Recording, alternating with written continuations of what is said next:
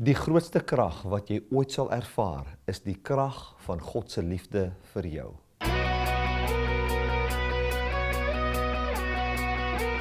Die evangelie van Jesus Christus gaan nie oor jou liefde vir God nie, maar oor God se liefde vir jou.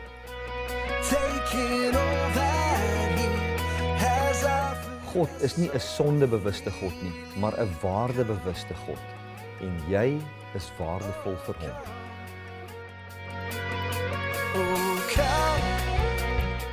Die volgende program is gefokus op God se liefde vir jou, waarin jy jou waarde kan ontdek en geniet. Also a prisoner of Christ. I'm appealing to you concerning my child who I became a father of during my imprisonment, Onesimus. So look at what Paul does. He doesn't see Onesimus as a slave. He's got a completely different way of thinking. He says that this slave, now remember, Paul was also a Roman citizen, so he would definitely look at Onesimus as a slave. That would be the only characteristics, the only framework wherein he could look at him. It was, he is a slave. And as a loyal Roman citizen, he would have to report him. But what does Paul do? He doesn't call him a slave. He's now renamed. He's in a different place. He says, this is my son. So Paul deals with him from the perspective of, and he sees him as good as a Roman citizen. Even more than that, he says, he is my son. And he became my son while I was here in prison. So we find a way of thinking that could not even come up in the minds of the Romans.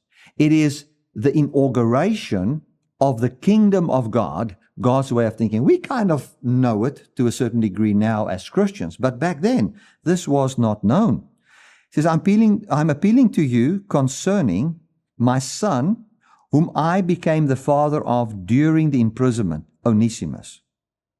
Now listen to this. Once he was useless to you. So there was a time when he was useless. That's now the opposite in the Greek for the word Onesimus. This is, but now he's useful to you and to me. Now listen to the spin that Paul puts on this and how he brings in new creation, new kingdom here. He says, this guy that was useless to you has now become useful to me, and he's useful to you. Now this guy would not even think of how could he be useful to him because he's a slave that has escaped. He says, whom I have sent back to you himself, that is my heart, whom I wanted to keep with me in order that he might serve me on behalf of you during my imprisonment for the gospel. So what he's saying here is, you part of a brand new kingdom. This is how this kingdom worked. We are now a family. When you were in prison, your family cared for you. So, since you are now part of the family of the Lord, and Philemon, I am your father because I led you to the Lord. You are my son, spiritual son. But he doesn't call it spiritual. He talks family language here. And he therefore says, you, Philemon, since I'm in prison, had an obligation to care for me based on this family logic. But you didn't do that. But your slave that escaped became my son, and he did what you were supposed to do. But I wanted to keep him here to do the work that you're supposed to do, which is within family logic. But I decided to send him back to you. But now I'm asking you not to receive him anymore as a slave, but as a brother. I hope you can see how it throws the whole Roman way of thinking on its head. It is the inauguration of God's way of thinking, where God is our Father, Jesus is our Lord and our brother, and how we now receive birth from the Christ, and we are now brothers and sisters together, and we are now a new family. Paul didn't see this as a spiritual family or any of that. He saw this as something real and true, and that is how he reasoned. For him, it was nothing to say to Philemon that you were supposed to have been caring for me while I was in prison. and he's actually done your duty. I wanted to keep him here, but I'm sending him back. So what he's actually saying is, I'm doing you a favor. It's amazing how it would have been, well, don't punish him unto, well, he's doing the right thing, and according to this logic, he's actually helping you out, but I'm sending him back to you, and I want you to realize the truth of the kingdom of God, where in verse 6 is now kicking in, where he's saying that you can now acknowledge every good thing that's in you in Christ, and the good thing that was in him in Christ is not that this person is a slave anymore, but that he's now a brother, overthrowing the whole slavery system. Let's read on, verse 14. But apart from your consent, I didn't want to do anything in order that your good deed might not be as according to necessity, or that it's forced on you, but according to your own free will. So see how wisely Paul manages the Roman law here. He says, he doesn't even say, well, because I can find problems according to the Roman law. He doesn't think like that. He thinks within the parameters of the kingdom of God. He says, I cannot keep this person slave because right and wrong is now determined by the kingdom of God. I cannot keep this person who was a former slave here, and that he will now do service to me as pertaining to the kingdom of God without the consent of Philemon. So he says, well, I don't want you to be forced, so I'm sending him to you. And I want you to know that he served me on your behalf, but I'm sending him back to you. So that whatever you then do, if you would then send him back again, it would be by free will. For perhaps because of this, he was separated from you for a time in order that you might have him back forever. Listen to verse 16. No longer as a slave, but more than a slave, a beloved brother, especially to me, but how much more to you, both in the flesh and in the Lord. Isn't that absolutely beautiful? So he is now going to be a brother to you, and you're going to deal with him as a brother in the flesh and in the Lord. If therefore you consider me, listen to the strong language Paul has here. If you then consider me a partner, if you consider me to koinonia with you in the Lord, receive him as you would have received me. Can you see that? Paul is now bringing the whole thing of the kingdom where Jesus said, if they've received you, they've received me. If they've received me, they've received God, the Father. He used that very same thing. And he says, if you receive him, and I'm asking you, when you receive him as you have received me. But if in anything he has caused you loss, because this guy probably stole some food and things before he left, he has stolen from the house. If he's caused you loss or owes you anything, charge this to my account.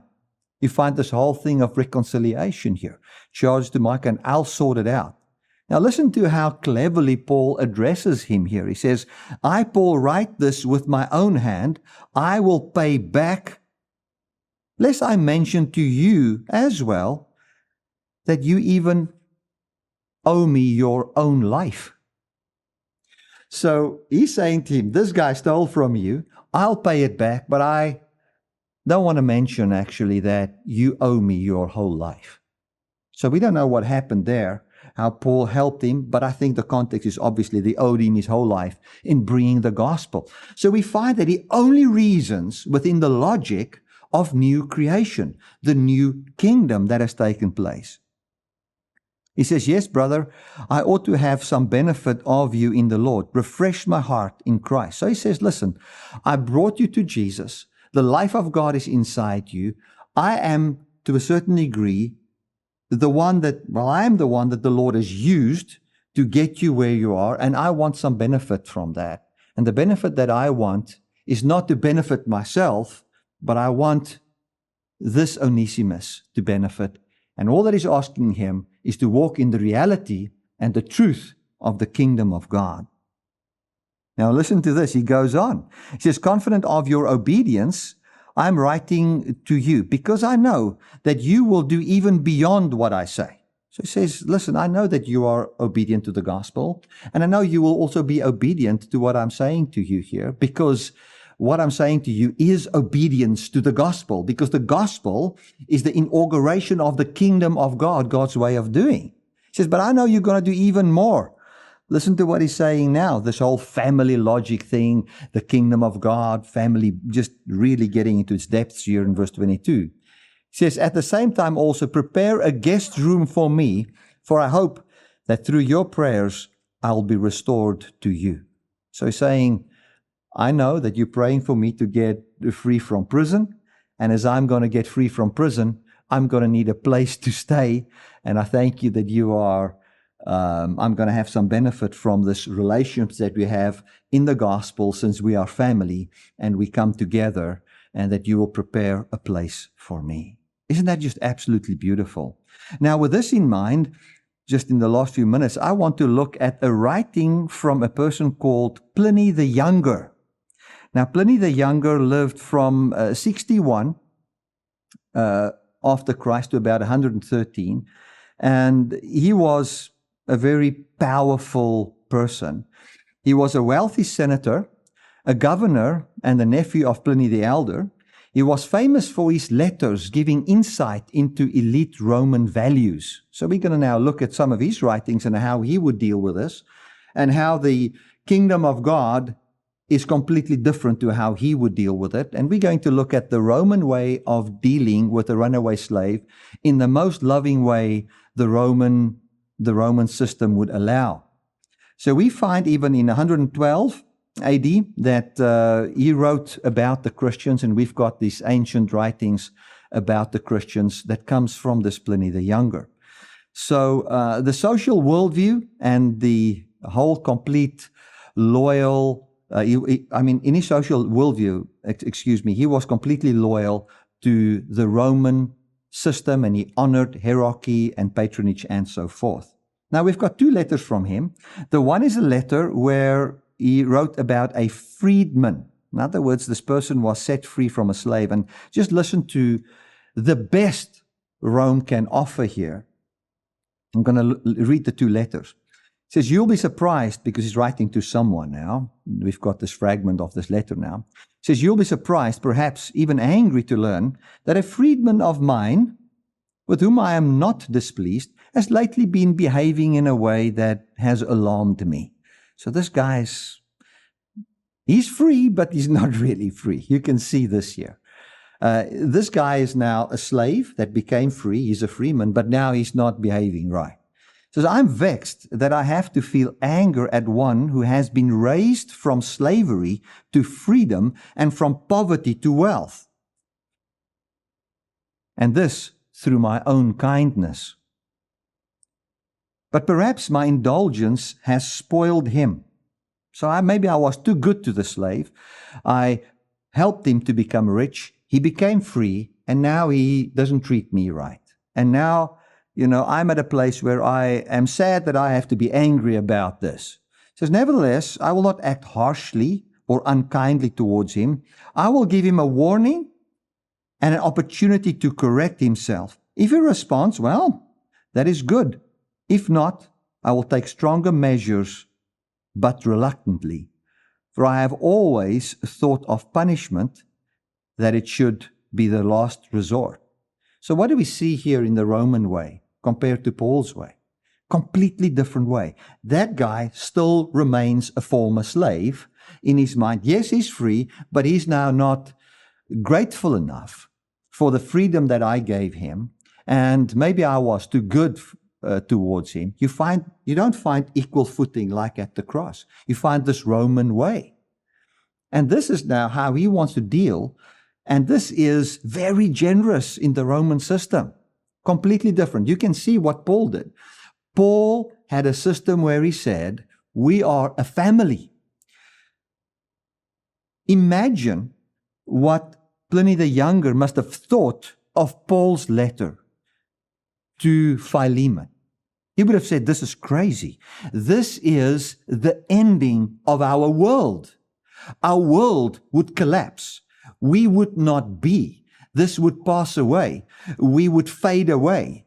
Another kingdom is taking over. Our whole system is collapsing. The way we think, our logic, our reasoning doesn't exist anymore. That is what he would think. Pliny intercedes for a friend's freedman. So in other words, this is now a friend's freedman that has come, that has, and well, this freedman couldn't run away, but he had a fight with his friend and ran away, and now came to Pliny the Younger pleading. And now we find basically the very same situation that Paul found himself in. And let's see how he deals with it. He says, "Your freedman came to me, threw himself at my feet, and clung to me with tears. He admitted his fault. He admitted his fault and asked for pardon. He moved me to such an extent that I felt that I ought to plead with him on his behalf. I know you are angry. I know, too, that you have reason to be." So he did things wrong. "But clemency is often more rewarding than vengeance. You have loved this man, and I hope you will love him again. I ask you to allow yourself to be entreated, and I add my own entreaty to him. In short, I will not make excuses for him, but I will say this: it is enough that he has confessed. I'm afraid that if you are too harsh, the other people will even think that you are resenting my intervention." So you can see here, there's a completely different system running here, a completely different system. You find here that with Pliny the Younger, you find this is a patron to a friend. With Paul, you find a brother in Christ writing to a brother in Christ, although they were also patron to friend system. But Paul changed the whole thing. He lived from the reality of the kingdom of God. We find that Pliny says, "Do this for my sake." Paul says, this is how we live in Christ. Under Pliny, we find that this is the property of the master. Under Paul, we find it's the beloved brother. What we find under Pliny is, it is to return to service as a slave and basically to treat him light, not to beat him too much. We find with Paul, it's completely different. You receive him as a brother and you receive him as you would receive myself. Because the logic that Paul now has is the logic of the inaugurated kingdom, inaugurated eschatology, how the world will be forever in the return of Jesus has begun, and we have that as our reality, and we live from that perspective. Under Pliny, you just find this pragmatic thing of kindness to keep social peace. With Paul, you find eschatology. You find that how things will be has begun. You know, under Pliny, slavery is accepted as normal, but we find under Paul that he navigates within the slavery system in a way that he is sowing seeds that is undoing slavery. Absolutely powerful. Under Pliny, it says, respect me as a mediator. I want you to respect me, and I don't want to look bad since I also now am pleading with you, because if you now reject me, I will also now look bad. Paul is not caring so much about how it looks. He says, I'm a prisoner of Christ and I'm appealing to you from my weakness, and I'm drawing upon the love that God has shed abroad in your heart. Under Pliny, we find the same framework, but just a little bit kinder. Under Paul, we find the radical redefinition: no longer slaves and masters, no longer free and slave, just a new people in Jesus Christ. Isn't that absolutely, absolutely powerful? Now, when we come to our conclusion, I think we have to be at a place where we ask ourselves, what can we take away here? What would this look like for us as pertaining to the church? And I was thinking, when I prepared this, that we finding even in our system of church, and we look at Christianity, if I look at the ministry, you serving others in contributing financially towards Dynamic Love Ministries. Me taking my time, serving, blessing the church with what the Lord gives me, and how we then, as a family, together do outreaches in Zambia, in Uganda, and whatever. And then seeing this taking place in people's own households, where the person that works for you, when they're a believer, we see this person as a believer. We see them as a brother. Like if I look at Katrina that works in our house, yes, she works for me, but I see her as a sister because I see her talking about the Lord. I see the Lord shaping her life. And I think from that perspective, there's an equality that's taking place. And that is what Jesus taught us to pray, let your kingdom come. And I would like to encourage you to think along those lines. I would like to encourage you to say, Lord, I want to see what this kingdom means and how this logic pertains to my life. I want to think eschatologically, inaugurated eschatology, how the world will be in the end and how it has begun and what it means for us today. Let us think like that. Let us reason along those lines. Amen and amen. Well, I've come to the end of my message, and I would like to pray for all of you. Father, I want to thank you that as I just look at this bunch of people's faces in front of me on the screen, that I can just see your kingdom and how it's come together, that I can see your love and how it's coming together, that I can see how you are taking over the world, how Jesus is Lord, and how your system of union and life, in we being made of the dust of the earth, we all, rich, poor, slave, free, black, white, doesn't matter. We are all of one blood, and we are in need of mercy and grace. And you have come and shown your mercy and grace, and you've come to give us life. And we are therefore looking at each other as part of your family. We see the beauty of Father giving birth and giving the resurrection to the Son, Jesus, and in Him we are united as one flesh with Him. We are the bride of Christ, we're the brother of Christ, we are flesh of His flesh, bone of His bone, family. And now this family logic is part of our lives. This family logic is what comes to us, and we now live from there. Spirit of God, thank you that you guide us. And when I say Spirit of God, I'm talking about the manifest presence of you, Father, guiding us, showing us, reminding us of everything we freely received in Christ. I bless this congregation. I declare them blessed and loved by you. I declare they will have eyes that will have knowledge in the kingdom of God and what it looks like in this world more and more. Thank you for the beauty that we can behold in them and that beauty that we can behold in you working in us. I stretch forth my hands and I pray for people that's got sickness in their bodies, whose families are sick. I think of Linda's son with a cancer. I thank you for your healing power, Almighty God, over them. Father, thank you for stretching forth your hand, doing signs, wonders, and miracles. Lord Jesus, that you work with, confirming the word of the resurrection with signs, wonders, and miracles, bring healing to that house. In Jesus' mighty name. Amen and amen. Glory to God. Well, friends, thank you so much for slotting in. And then we're obviously going to have our devotionals along these lines for this week to come. And then we'll talk again next week. God bless.